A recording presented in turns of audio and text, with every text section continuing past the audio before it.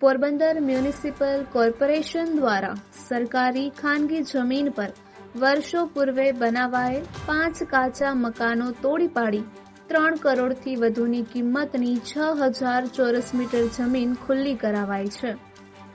પોરબંદરના છાયા વિસ્તારમાં આવેલ સરકારી ખરાબાની જમીન પર 5 લોકો દ્વારા વર્ષોથી દબાણ કરી મકાન ખડકી દેવામાં આવ્યા હતા અને તમામ લોકો પરિવારો સાથે વર્ષોથી વસવાટ કરતા હતા. મકાન ક્યારેય નહીં તૂટે તેવી આશામાં કિંમતી ફર્નિચર અને અન્ય ઘરવખરી પણ વસાવી હતી. ઉપરાંત નજીકમાં આવેલ દામોદરભાઈ ભટ્ટ એટલે કે કવિ સુધાંશુની જમીન પર પણ દબાણ કરાયું હતું. આ અંગે દબાણ દૂર કરવા અંગે કવિના પુત્ર વૈજ્ઞાનિક રાજન કિલાકર દ્વારા ઘણા વર્ષોથી લડત ચલાવવામાં આવી હતી અને અંતે ડિમોલિશન નહીં થાય તો જવાબદાર અધિકારીઓ સામે કોર્ટમાં જવાની પણ ચીમકી અપાઈ હતી. ત્યારબાદ મનપાનું તંત્ર એક્શનમાં આવ્યું હતું અને ચુસ્ત પોલીસ બંદોબસ્ત સાથે 3 જેસીબી લઈ ડિમોલિશન કરવા દોડી ગયું હતું. અગાઉ અનેક વખત દબાણકારોને નોટિસ આપવામાં આવી હતી, તેમ છતાં દબાણ જાતે દૂર કર્યા ન હતા.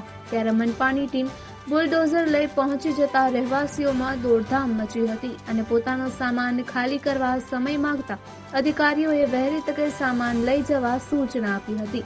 ત્યારબાદ તબક્કાવાર ડિમોલિશન કામગીરી હાથ ધરાઈ હતી, જેમાં પ્રથમ પશુઓ રાખવાનો વાડો પશુને હટાવ્યા બાદ તોડી પાડવામાં આવ્યો હતો. ત્યારબાદ 4 મકાન તોડી પાડ્યા હતા. 2 મકાનોનું તો તાજેતરમાં જ રિનોવેશન કરાવવામાં આવ્યું હોવાથી કિંમતી રાચર ચીલું અને ફર્નિચર પણ હોવાનું જાણવા મળે છે, જે મકાનનું ડિમોલિશન થયા પહેલા નજીકના મકાનમાં રાખી દેવામાં આવ્યું હતું. ડિમોલિશનના પગલે દબાણકારોમાં ફફડાટ જોવા મળે છે. જોકે હજુ પણ અનેક વગદારો અને આગેવાનોના મસમોટા દબાણો યથાવત રીતે ખડકાયેલા જોવા મળે છે.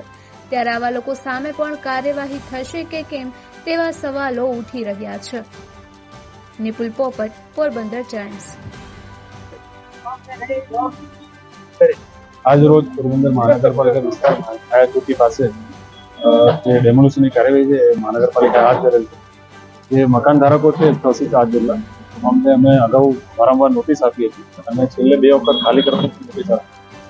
આજે મહાનગરપાલિકા અંદાજિત 6000 ચોરસ ફૂટ જેટલી જગ્યા ખાલી કરાવી છે. એની બજાર કિંમત અંદાજિત 1.5 કરોડ જેટલી થાય છે. અને આજે જે ડેમોલિશનની કાર્યવાહી હાથ ધરી છે તેમાં અમારી મહાનગરપાલિકાની પૂરી ટીમ કાઉન્ટરના પોલીસ છે કે બધી આજે હાજર.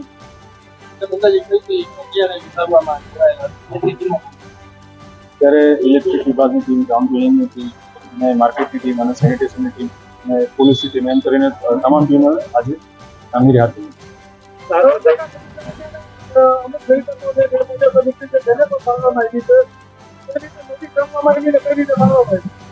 જે પાછળનો જે ભાગ હતો મકાનનો, ત્યાં સ્થળ તપાસ કરતા એવું જાણવા મળ્યું કે રસ્તા પૈકીનું દબાણ છે. એ રસ્તા પૈકીનું દબાણ છે તેને પણ આજે અમે દૂર કર્યું.